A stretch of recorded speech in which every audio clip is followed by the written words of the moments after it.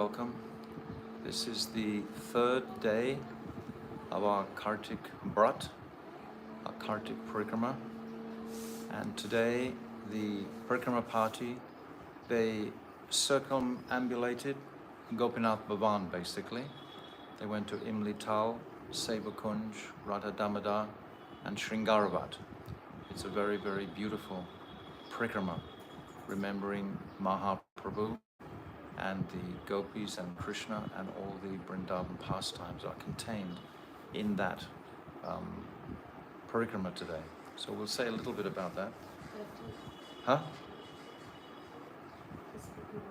What? What's today? Today is Sri Govindev Temple, Tirsamir, Gopeshwar Mahadev and Damodara. Okay. So they're changing the order somewhat. It's okay. But dear Samir, but we'll go to Imli Tal today because that's a normal one. Okay, so we'll have a kirtan and then we'll begin reading our Damodarastakam book. Well, today is Saturday, the 19th of October 2024. So.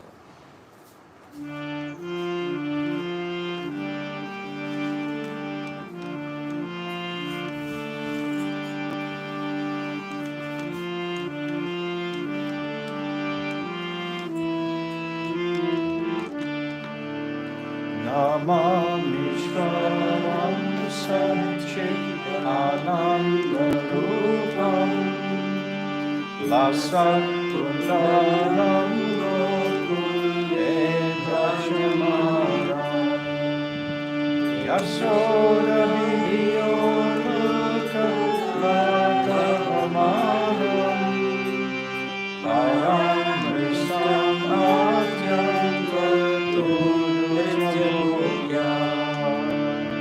Rudam Tamorunetra Yudham Rijantam Karam Bhurayogena Satam Kaletram Moshvasakam Bhakti-ekam Kakanta Sitaremadram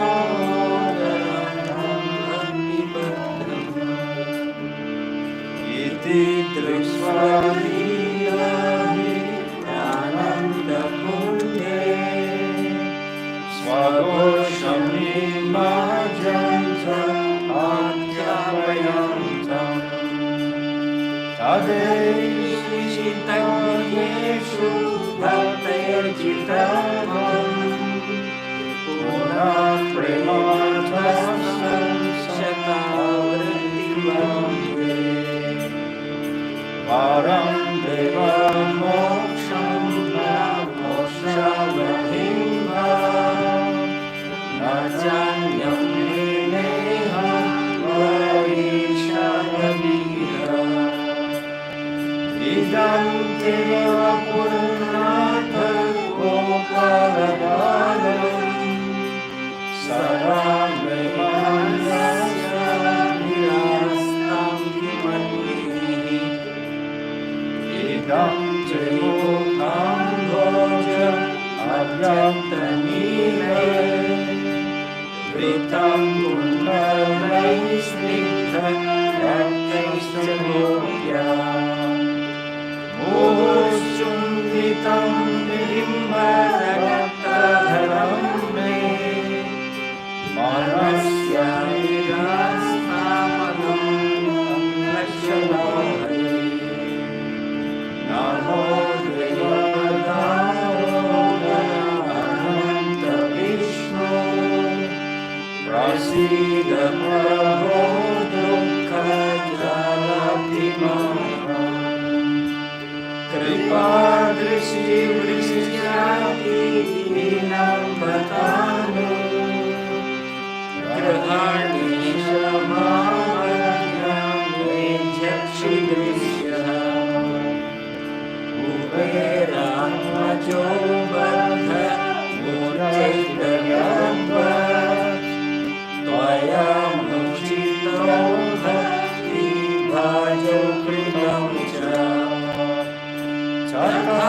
प्रेम भक्ति स्वकं मे प्रयच्छ नमो शिरो मे श्री दामोदरेह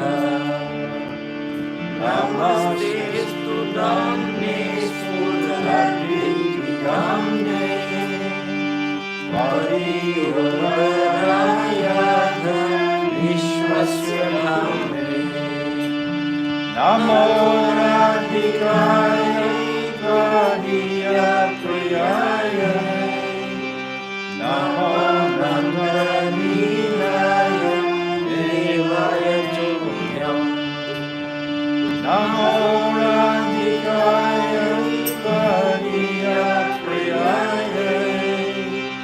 नमो नन्दनीलाय देवाय तुभ्यम् नमो राधिकाय त्वदीयप्रियाय नमो नन्दनीलाय देवाय तुभ्यम् Hare Krishna,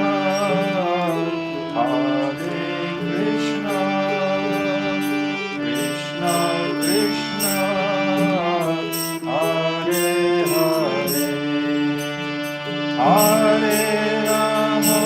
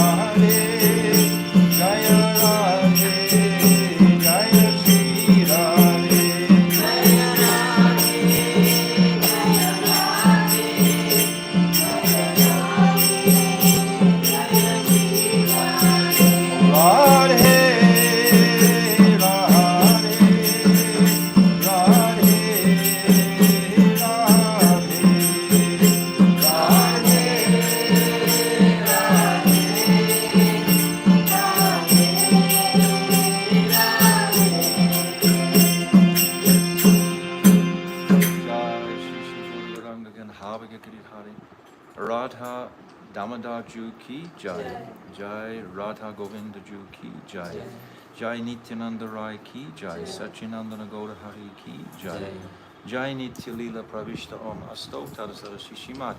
Srila Bhaktivedanta Narayan Goswami Maharaj ki Jai. Jai Nitya Lila Pravishta Om Astotar Sarasi Shimad. Srila Bhaktivedanta Swami Srila Prabhupada ki Jai. Jai Nitya Lila Pravishta Om Astotar Sarasi Shimad. Srila Bhakti Pragyan Keshav Goswami Maharaj ki Jai. Jai Jagat Guru Nitya Lila Pravishta Om Astotar Sarasi Shimad. Srila Bhakti Siddhanta Saraswati Goswami Prabhupada ki Jai. Jai Paramahamsa Mahabhagavat Srila Gaura Kishodas Babaji Maharaj ki Jai. Jai Saptam Goswami Srila Satchidananda Bhakti Vinod Thakur ki Jai. Jai Vaishnav Sabhabhum Jagannath Das Babaji Maharaj ki Jai.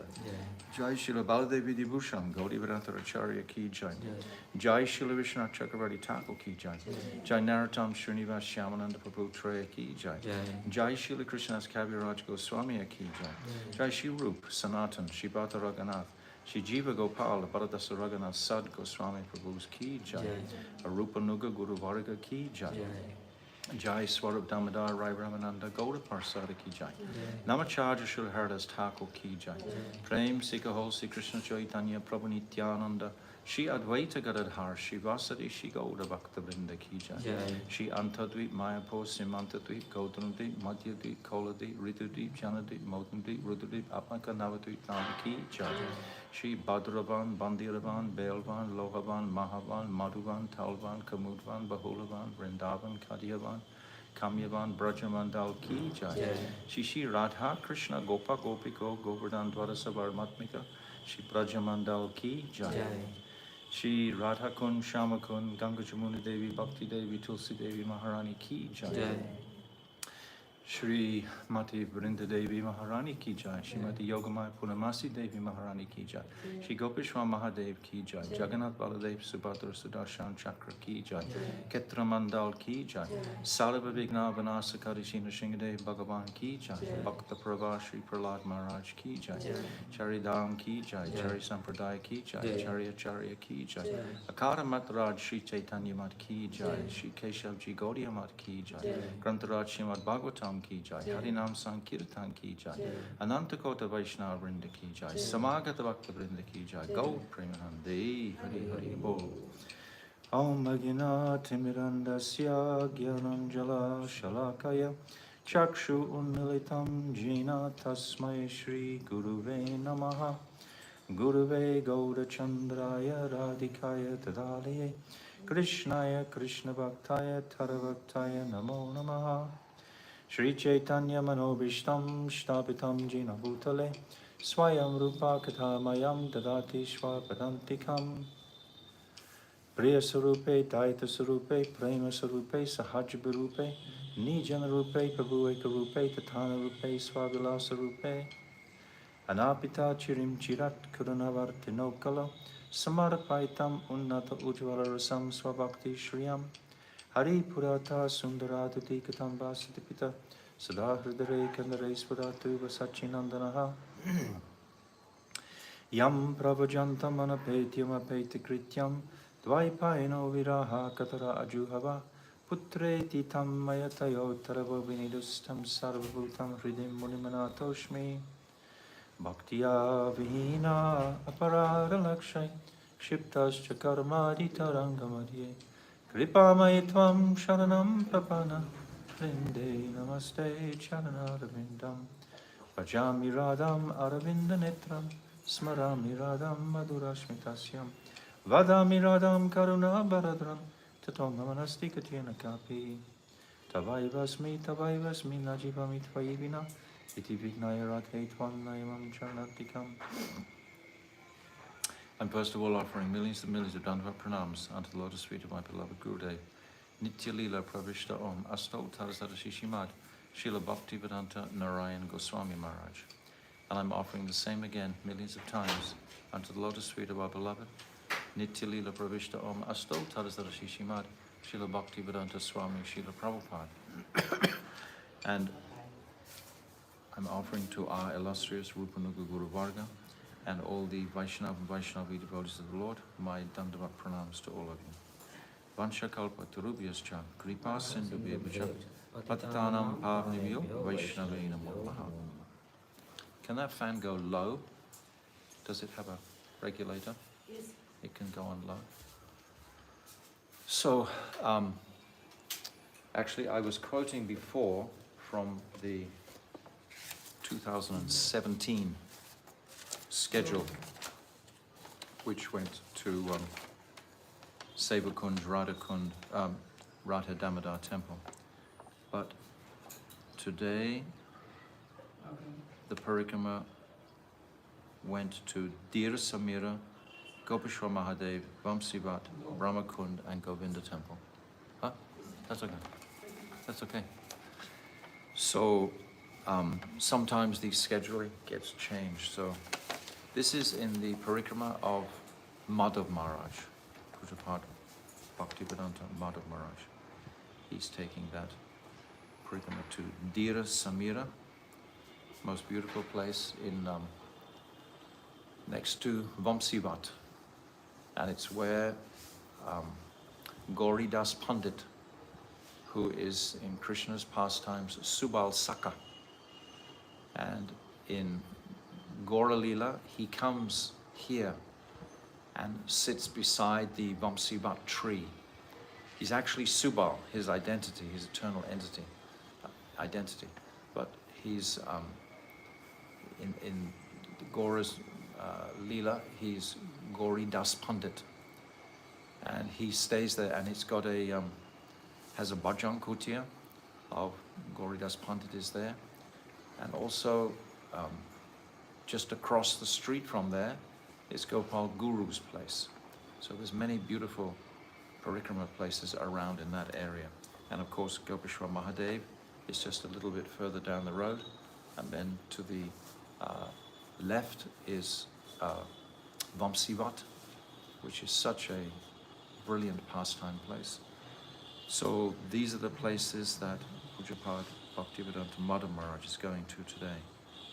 So that's just for our interest. But we today are going to dive more fully into this Damodarastakam prayer.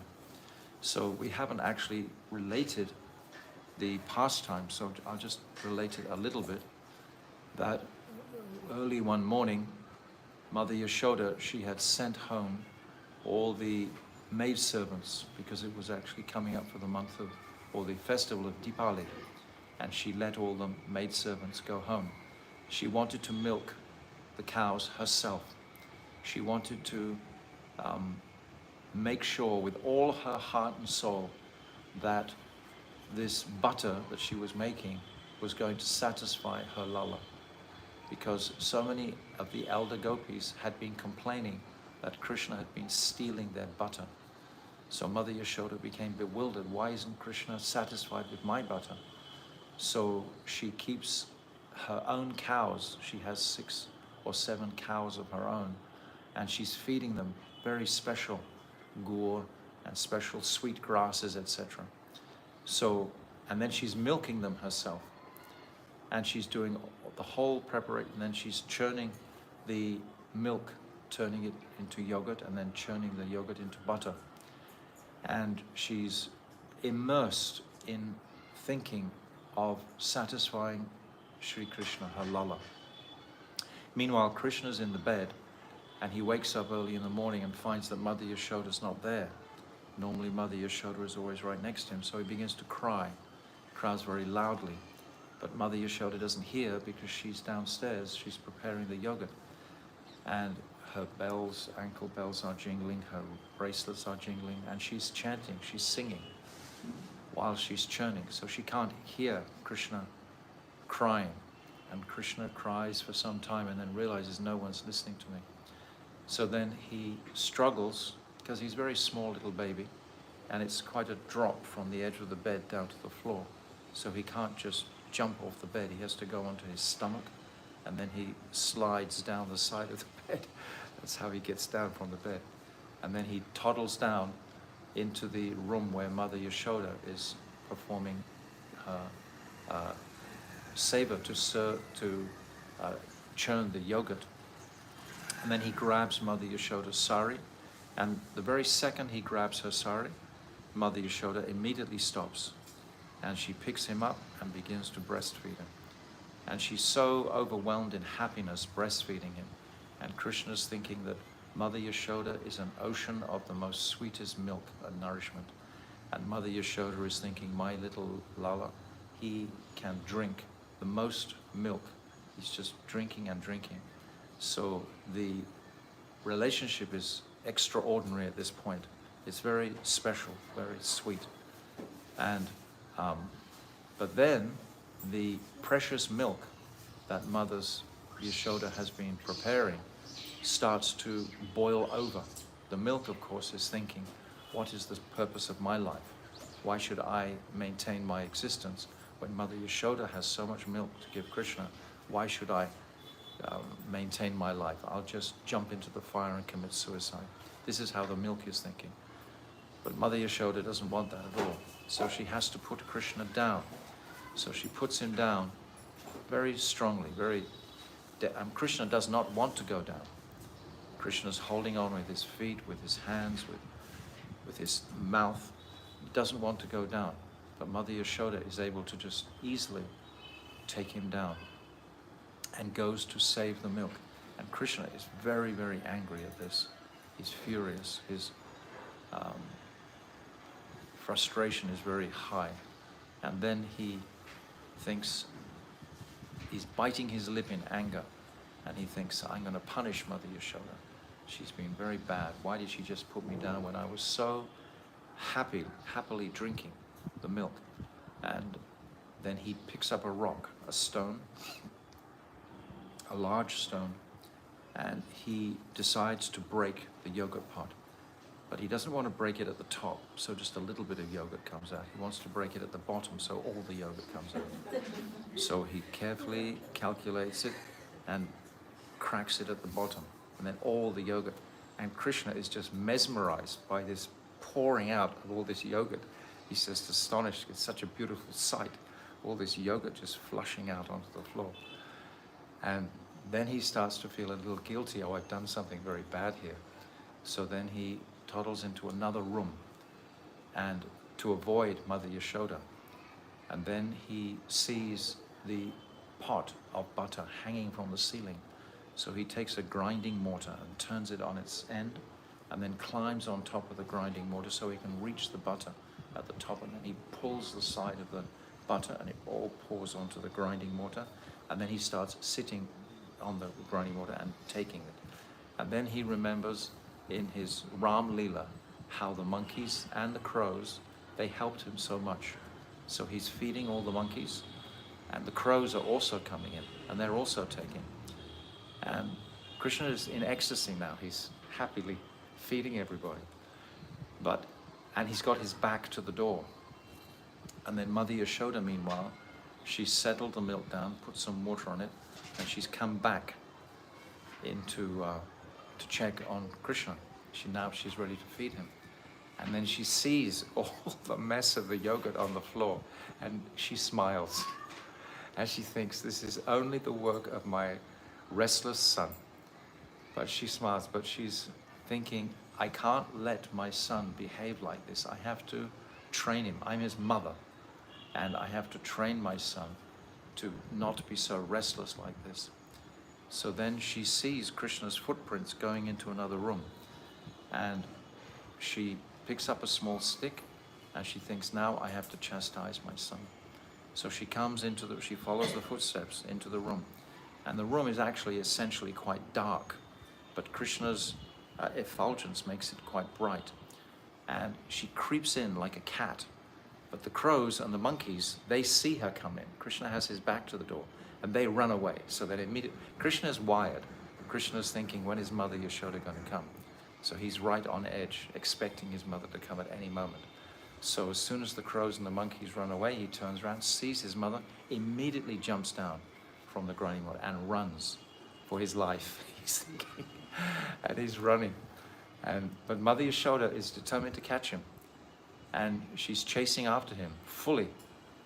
And Krishna's thinking to himself, I'll run into the street. Mother Yashoda won't come in the street unless she's properly veiled and dressed nicely. She won't come into the public road.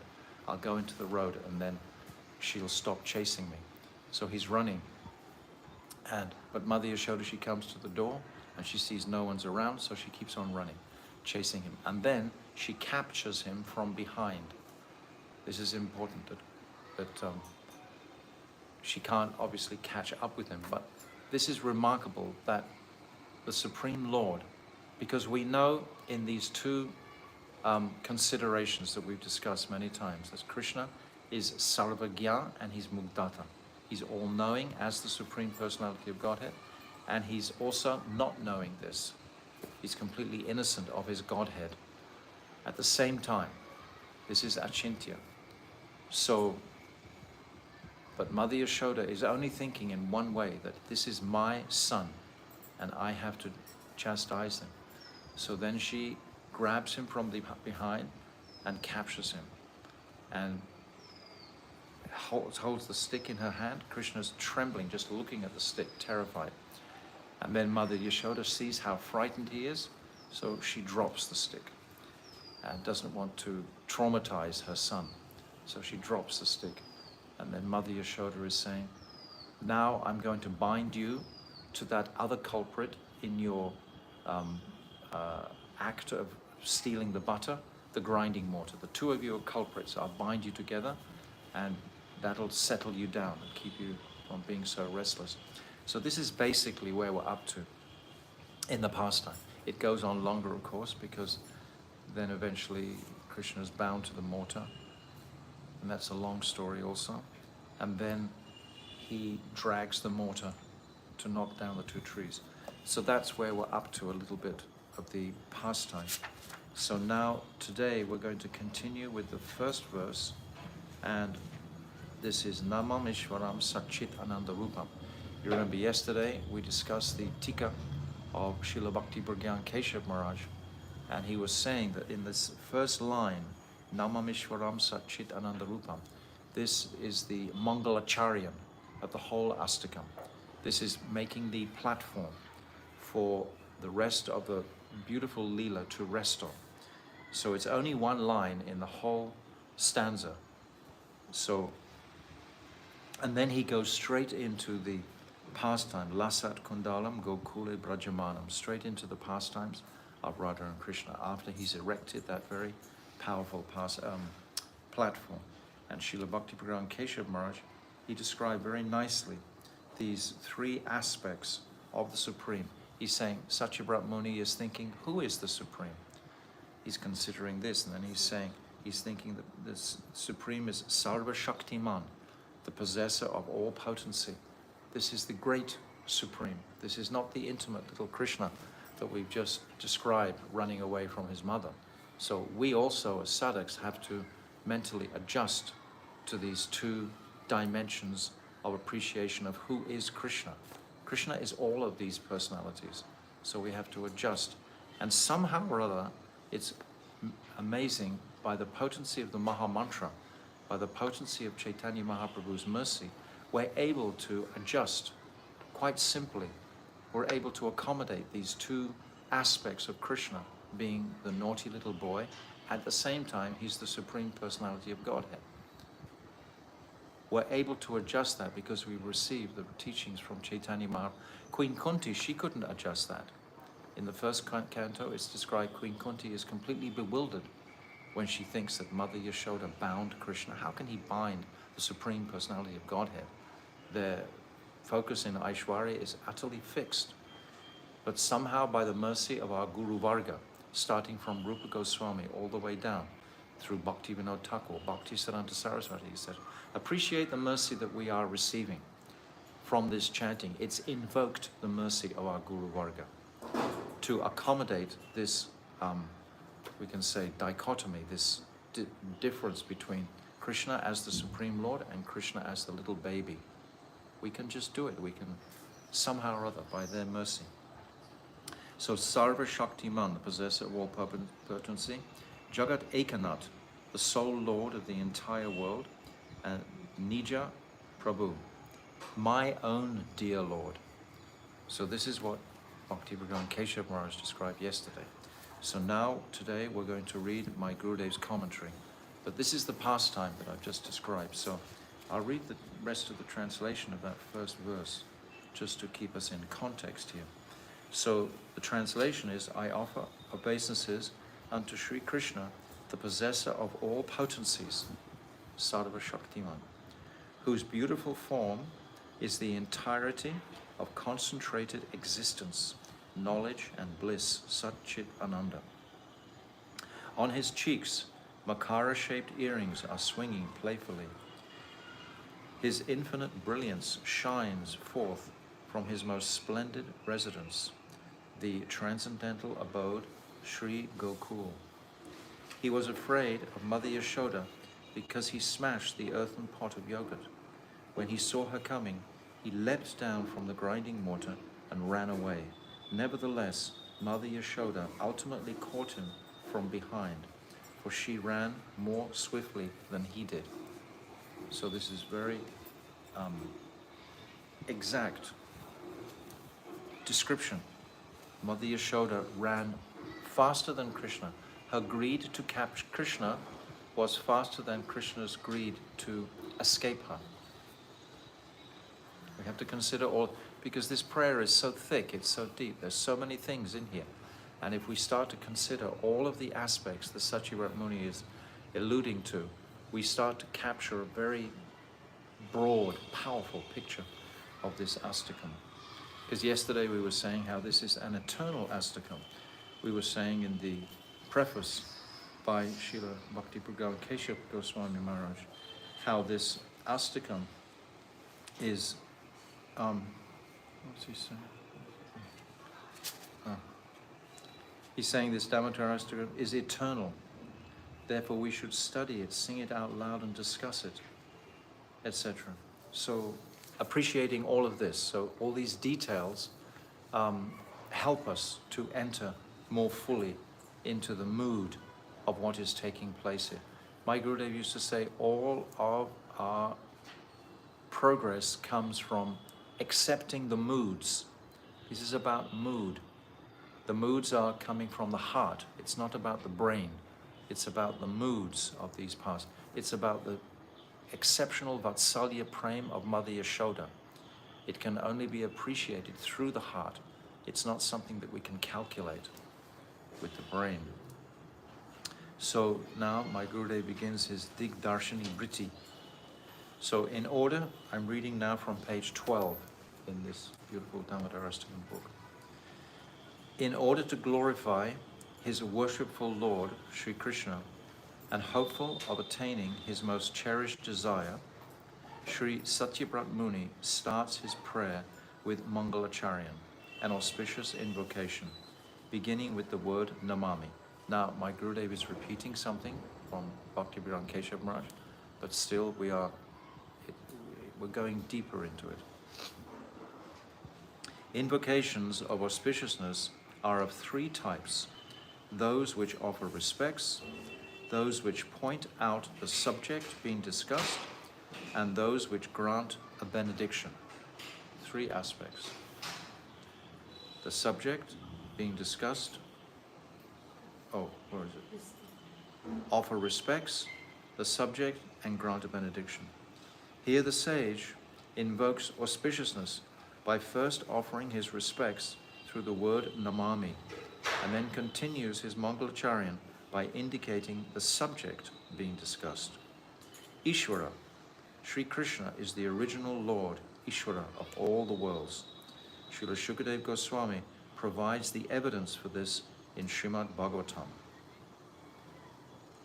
Ete cham sakala pumsaha Krishnastu Bhagavan Swayam Indradi Vyakulam Lokam Mrudayanti Yuge Yuge. Thank you. We have a Sanskrit scholar with us today to chant the words. Among the incarnations, that was Srimad Bhagavatam 1.3.28.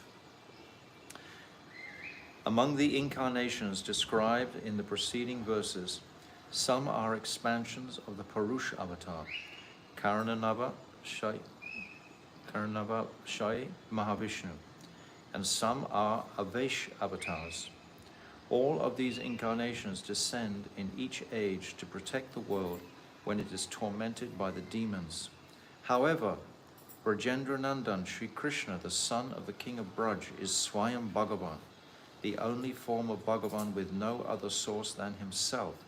He is the original primeval personality, and Mahavishnu is his expansion. So we're establishing this Ishvara. Same principle that Bhakti Bhagavan Keshav Maharaj established yesterday. Sri Brahma, the original guru of our Sampradaya, states in his prayers, Ishvara Parama Krishna Satchidananda Vigraha Anadiradir Govindaha Sarva Karana Karanam. Sri Krishna is the supreme Lord and master of all other lords, and he is the embodiment of pure, eternal existence, full knowledge and unlimited bliss. He is the primeval Lord, Govinda, for he has no beginning or origin, and he himself is the source of everything, including all the incarnations of Vishnu and all his empowered servitors. He is the ultimate cause of all consequent causes. So to appreciate this, first, we can appreciate the Leela much more significantly. When we know who is this person that Mother Yashoda is chasing, he's not just a little boy, he is the Supreme Lord, at the same time as performing this remarkable Leela for his own relish. Sri Krishna is the Lord of the masters of creation, who are worshipped by the whole world. He is the origin of all incarnations. However, in Braj, he offers respects to his father Nanda Baba and to Mother Yashoda and to his other elders. He becomes blissful when he loses the games he plays with his friends, and when he eats their remnants and feeds them his own. Even when he is defeated again and again in the assembly of the Gopis, he considers it his great fortune. It is because of his own desire to obtain the pleasing association of the beautiful damsels of Braj that he called them at the time of the Ras Leela. They did not call him. This Sri Krishna is Sat Chit Ananda, pure, eternal existence, full knowledge and unlimited bliss. It's capturing the whole picture here. Sat means existence. Sri Krishna's inherent nature is that he exists as a fresh youth who is the best of dancers. His extremely charming form as a tender youth is even more attractive than Dwarkadish, the form of Sri Krishna when he resides in Dwarka. It is only because Sri Krishna's original form, Brajendra Nandan, exists that all other lords, as well as this whole world, have their existence. Everything is manifesting from this child, from this personality of Brajendra Nandan Shyamsundara. Chit means that knowledge which manifests all relationships, sambandha, and permanent spiritual emotions, bhav. As bhav condenses, it gradually passes through the progressive stages of prem, sneha, man, pranaya, rag, anurag, and bhav, and finally transforms into Mahabhav. Mahabhav is Sri Radha herself. She is therefore known as Mahabhav Swarupini, the embodiment of Mahabhav. So straight away, my Gurudev is bringing us to this very rasic appreciation of the reality of Krishna in the form of the Chit Shakti, which manifests the relationships, and describing the stages of Bhav, or describing the stages up to Mahabhav. When the three components, pure eternal existence, Sat, full knowledge, Chit, and unlimited bliss, Anand, are manifest in one combined form, then the identity of that form is Sri Radha Kanta, the basis and entirety of Sat Chit Ananda, and the beloved of Srimati Radhika. This very entity is himself the sublimely pure existential substance, Vishuddha Sattva. So this is describing the absolute identity of Sri Krishna and his potency, his energy, Sri Radha. Sri Krishna is the object, the Vishaya, of all rasas, loving sentiments, and his devotees, the Ashraya, are the abodes of love for him. So relationship must have two, always. So there's the Vishaya and there's the Ashraya. And as we've said, Krishna, he actually wants to taste himself ultimately. He's not completely satisfied ultimately, because the Ashraya is receiving more bliss than the Vishaya. In the service mood, their bliss that they can attain is much higher than the bliss of the object that they're worshipping, the Vishaya. Krishna actually only reaches Mahabhav stage. But the Gopis, they go to Ruda and Adi Ruda. The Ashraya, yes, they go higher because they're tasting, they're serving. Oh, it's mentioned here. Krishna is the object, the Vishaya of all rasas, loving sentiments, and his devotees are the Ashraya, the abodes of love for him. As the object of love, he cannot comprehend the topmost transformations exhibited by his devotees. He can't reach that place of bliss that the servitors are experiencing. The abodes of love for him, the Ashraya, when they experience their various moods, such as Ruda and Adi Ruda, he can't experience that. This is why Krishna advents again as Chaitanya Mahaprabhu, because he has a desire to taste himself through the mood of being a devotee. Mahaprabhu advents as the devotee. Therefore, Sri Krishna accepts the form of Sri Satchidananda Gaurahari and becomes radiant with the mood and bodily complexion of Sri Radha, the supreme abode of love for Krishna. In that form, he fulfills his three longings. So remember his three longings: Shri Radhaya Pranaya Mahima Kidrisho Vanaiva, that Mahima, to understand the glories of Radha. Swadhyena Adbhuta Madhurima Kidrisho.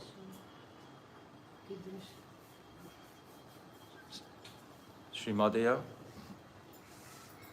the Shri Radhaya Pranaya Mahima, the greatness. Kidrisho Madhya. Sokyam Swadhyenat Vada Madhurima Kidrisho. This Madhurima, the sweetness of Krishna's form, is being tasted by the Ashraya. Now Krishna wants to taste the Madhurima, the Adbhuta, the astonishing sweet qualities within himself. Adbhuta Madhurima. And then Sokyam Kasyam Tad Anubhavita Kidrisham Vetiloba. He wants to taste the happiness that Sri Radhika experiences by receiving the sweetness of his love. So these three desires are there in the Adi Lila, verse 7. 7. So these are the three desires of Mahaprabhu. So fulfills his three longings. In many places throughout Srimad Bhagavatam, the sweetness of Sri Krishna's beautiful form, Rup, has been described. However, among all of them, three specific descriptions are extraordinarily wonderful and touch the heart. The first description was spoken by Sri Brahma, the grandfather of the universe.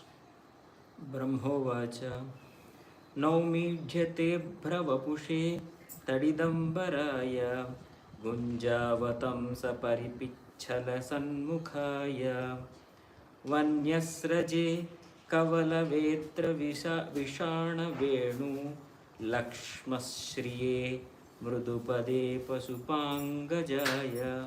This is Srimad Bhagavatam 10:14:1. These are the prayers that Lord Brahma, he offers Krishna in his mood after the Brahma Vimohan Leela. O Master of the entire universe, only you are worthy of being praised. O Brajendranandan, son of the king of Braj, your body appearing like a fresh rain cloud is adorned with a yellow cloth that glistens like lightning and appears amazingly brilliant. Because you are wearing Makara-shaped earrings and a peacock feather on your head, your lotus face radiates an uncommon splendor. Around your neck is a garland made of innumerable kinds of flowers, forest flowers and leaves. Tucked under your arm are a cane and a buffalo horn. Your flute, which is tied by your waist belt, looks very beautiful. In your lovely, soft hands is a morsel of yogurt and rice. Even you are attracted by this cowherd boy attire of yours. I simply fall to the ground like a stick again and again at your feet, which are softer than lotuses and which are marked with all the auspicious signs. So Lord Brahma is completely overwhelmed by Krishna's beauty in Vrindavan. Lord Brahma has never seen this beauty before. Lord Brahma's Ishtadev is Garbhodakshai Vishnu, like a Narayan manifestation. When he's seeing Krishna in Vrindavan, he's stunned by the mood and sweetness of Krishna's form. The second description was spoken by the wives of the Brahmanas of Mathura. Syamam hiranya paridhim vanamalya barha dhatu pravala natavesha manuvrajamse vinyasta hasta amitarena dhunana mabjam karnotpalalaka kapola mukhabjahasam. Srimad Bhagavatam 10:23-22. So this is in the pastime of the Brahmin wives. His complexion was dark bluish, like a fresh monsoon rain cloud, and the glistening yellow cloth that was draped on his shoulders subdued the splendor of gold. There was a garland of forest flowers around his neck, and a beautiful peacock feather splendidly adorned his head. Playful designs were painted on his limbs with colorful minerals, and he had decorated himself with bunches of newly sprouted leaves. He looked just like a dramatic dancer. He was resting one hand on the shoulder of his friend, and with the other hand he was playfully twirling a lotus flower. Ornaments decorated his ears, and curls of black hair were cascading down his cheeks of his lotus face, as his lotus face blossomed with a mild, playful smile. These are extraordinary descriptions of Krishna's absolute beauty. The third description, found in Venugita, where the Gopis sang about Krishna's flute, was spoken by Srila Shukadeva Goswami. Here he is describing the sweetness of Sri Krishna's beautiful form as revealed in the hearts of the Braja Gopis. Barhapidam natavaravapu karnayo karnikaram bibhradvasa kanaka kapisham vaijayantim cha malam randhran venoradhara sudhaya purayan gopa vrundair vrundaranyam swapada ramanam pravishad gita kirtihi. Srimad Bhagavatam 10:21-5. So this is from the Venugita.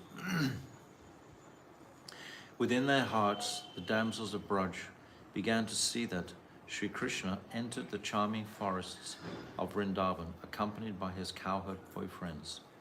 A peacock feather decorated the top of his head, and yellow Karnikara Orlando flowers were resting on top of his ears.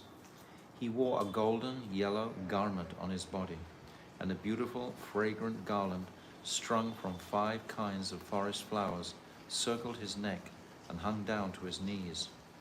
Sri Krishna appeared like the best of dancers, performing a supremely captivating drama upon a stage. He filled up the holes of his flute with the nectar of his lips, as the cowherd boys followed behind him, singing his glories, which purify the entire world. In this way, the forest of Vrindavan, which is more charming than the divine realm of Vaikuntha, has become even more splendid than the impressions of his adorable lotus feet, which are marked with all the auspicious symbols like the conch and disc. So again, this is another remarkable verse describing Krishna's exquisite beauty, because this is all in reference to, in the verse that we're singing, it's saying about Krishna's beauty. This is the second part. The second line is describing the exceptional beauty. So my Gurudev is pulling out these verses from Shastra to support the understanding of Krishna's ultimate beauty. There is yet another description of his beauty within the 5 chapters of Srimad Bhagavatam that recount the Ras Leela. The Gopis, allured by the bewildering potency of Sri Krishna's flute song, left their homes in the middle of the night and went to Sri Krishna. Yet when they came before him, he teased them and told them to return to their homes. At that time, the Gopis described the sweetness of Sri Krishna's beautiful form.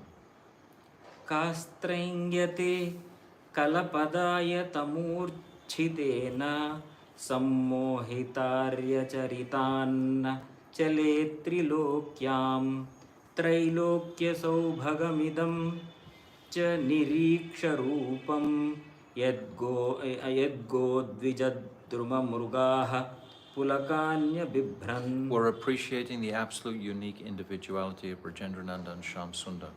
When we read in Jaiva Dharma in the 13th chapter, it's describing the qualities of all the Devas and the qualities of Lord Narayan. And then there's 4 special qualities that are only sitting with Brajendrananda and Shyam Sundar. Is Venu Madhuri, Prema Madhuri, Leela Madhuri, and Rup Madhuri. These 4 qualities no one else possesses except Brajendrananda and Shyam Sundar. So this is substantiating this beautiful form of the Lord. O Sri Shyamasundara, from your flute come the most endearing, slowly rolling melodies. Your beautiful form brings auspiciousness upon the entire universe. Moreover, upon seeing your beautiful form, even the bodies of the cows, birds, trees, and deers erupt with horripilation. After hearing the sweet melodies of your flute and beholding your captivating form, is there any woman in all the 3 worlds who would not become attached to you and, leaving aside all proper conduct of shyness, deviate from her religious principles? So this is a very important verse. Upon hearing the sound of Krishna's flute, the Gopis of Braj forgot everything, their fear, hesitation, patience, dignity, and so forth. Regardless of the condition they were in, they eagerly ran to meet Sri Krishna, without even calling their dearmost girlfriends, the Pranpriya Sakhis. They ran to him. Each Gopi thought, Sri Krishna is calling only me. When Sri Krishna saw that the Gopis, who are the incomparable treasure of Braj, had come to him, he tried to bewilder them with delightful art of speaking. So we often make this point of appreciating that the Gopis ran alone. So we also in our bhajan are alone, ultimately. We will die alone. We won't be sitting with lots of other people necessarily when we're leaving our bodies. It'll be a single experience. So if we develop too much dependency on friends, etc., and association in this world, then it's going to be very difficult at the time of death when you're just completely alone. So this is always brought out, that the Gopis, they ran alone. Their surrender was performed alone. And Krishna is saying, "O beautiful cowherd girls, why have you come here alone at this time of the night? Have you come to see nature's splendor and the beauty of this forest? If so, then return to your homes now.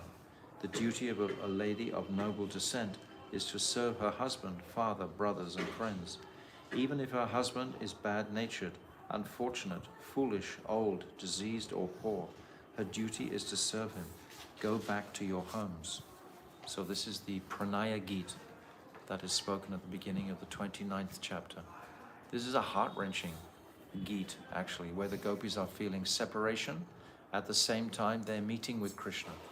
This is a special dynamic because they're in Krishna's presence, but they're feeling that they have to leave. They're not sure if Krishna is teasing them or not. They have to accept the gross words that Krishna is saying, even though the subtle innuendo, the subtle background feeling is that perhaps Krishna doesn't want us to leave. He wants us to stay with him. But they're not sure of that because Krishna, his words are indicating that they should go back to their husbands. So they become mortified. They want to leave their bodies. They're thinking, we are not good enough for Krishna. This is what they're thinking. We are not sufficiently qualified to be with Krishna. This is a reflection of their deep, deep humility. We were saying the other day how prem and humility are synonymous. These two qualities, prem and who is the most humble in existence is Sri Radhika. She is the most humble. In contrast to the conditioned soul, it's completely the opposite. It's pride and envy. These are the qualities of the conditioned soul. They're always looking at other people in an envious way, and they're very proud of anything that they possess. So it's a complete contrast, the conditioned life and the life of those in transcendental progress.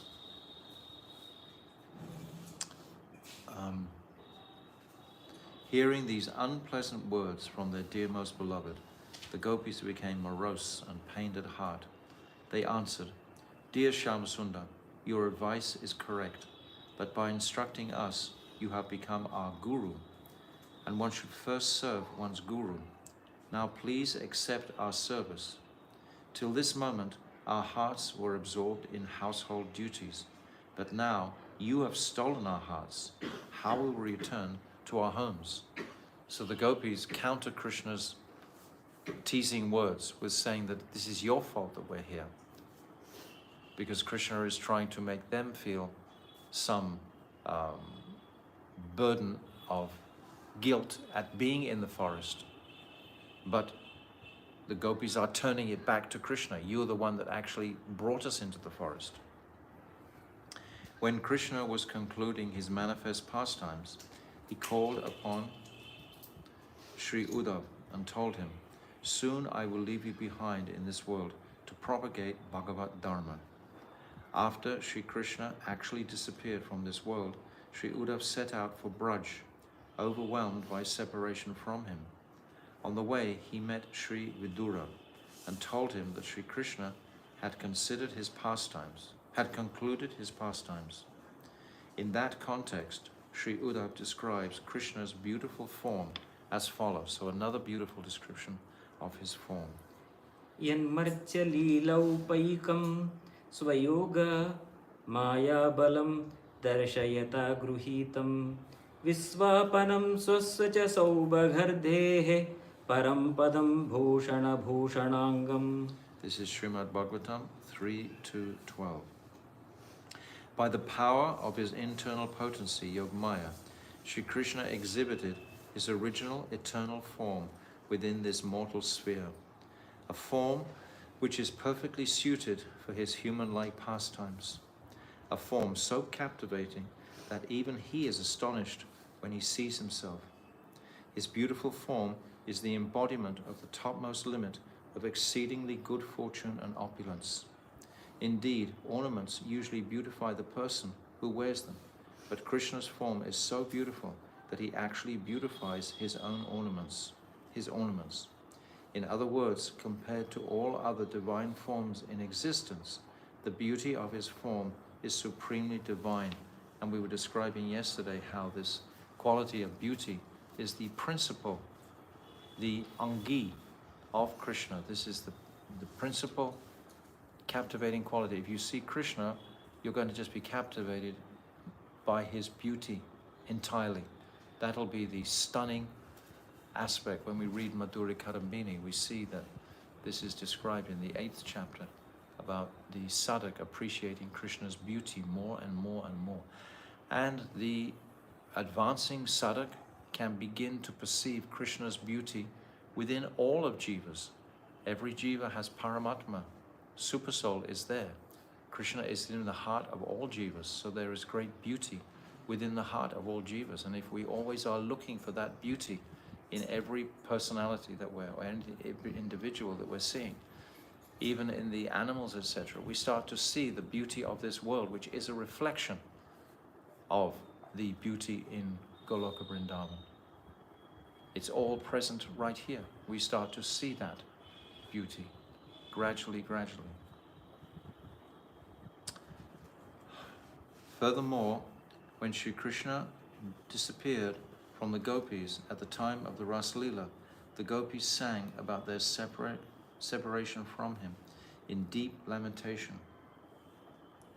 Hearing that kirtan, Sri Krishna, unable to restrain himself, again appeared in their midst. Sri Shukadeva Goswami describes his beauty at that time.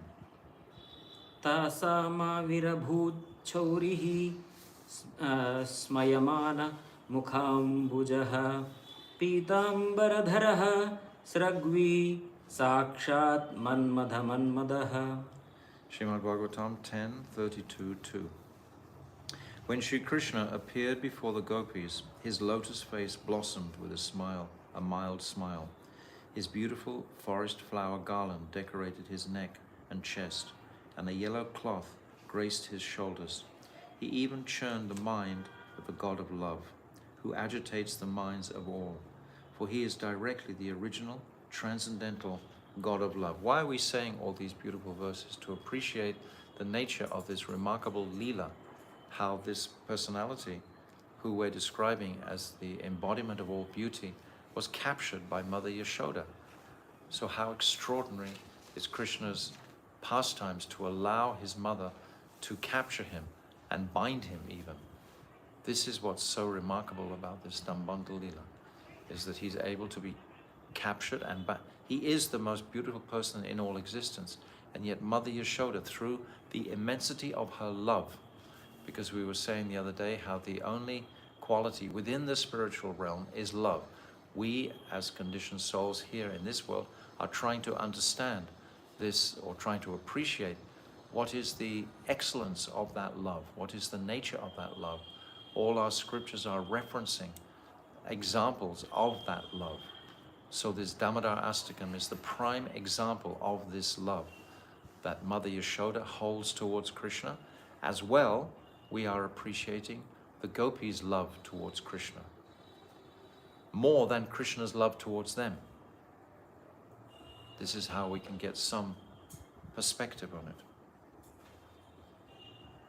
He says, Pitambadara. At first Krishna was clasping the yellow cloth he wore as an upper garment between his hands. The import of this is as follows.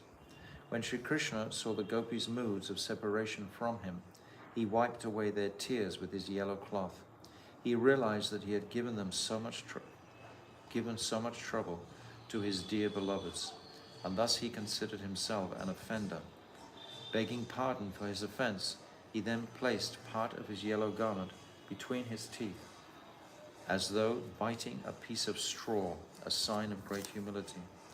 The appearance of his beautiful form at that time was capable of agitating the minds of millions and millions of cupids.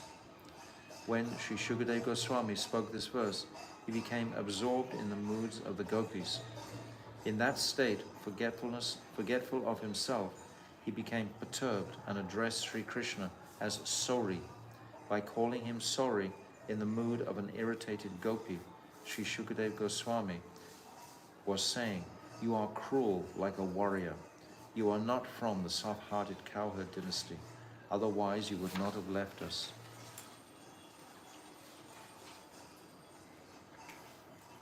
When Sri Krishna, manifesting all the splendor of his incomparable form, appeared in the assembly of the Gopis, they became completely overwhelmed with love for him.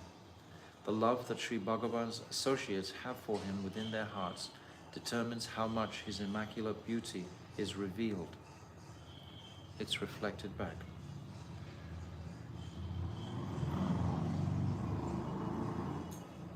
Sri Bhagavan manifests his personal sweetness according to the greatness of his associates' love for him. Sri Shukadev further clarifies this. Chakasa gopi parishadgatorchita strailokya lakshmyeka padam vapurdadhat. Srimad Bhagavatam 10:32-14. As Bhagavan Sri Krishna sat among thousands upon thousands of gopis who were all worshipping him, he appeared so splendid. All beauty throughout the three worlds, all the beauty ever manifest in the past, all the beauty manifest now, and all the beauty that will ever manifest in the future is only the dim glow from the drop of Sri Bhagavan's own beauty. He alone is the abode of all beauty. And we were saying yesterday, this is called Lavanamrita, the source, the origin of all beauty. So we'll stop here and continue tomorrow.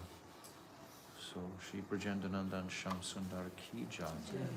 These are very beautiful meditations for us to absorb ourselves in during this month of Kartik. It's Radha's month, and we are always considering that Radhika is the ashraya, she is the taster of this beauty, and therefore she is receiving such a sweetness as being the ashraya. So these are very beautiful meditations for us. So Sri Damodarastakam Ki Jai. Hare Krishna, Krishna Krishna, Hare Hare, Hare Rama, Hare Rama, Rama Rama, Hare Hare, Hare Krishna, Krishna Krishna, Hare Hare, Hare Rama, Rama Rama, Hare Hare, Hare Krishna, Krishna Krishna, Hare Hare, Hare Rama,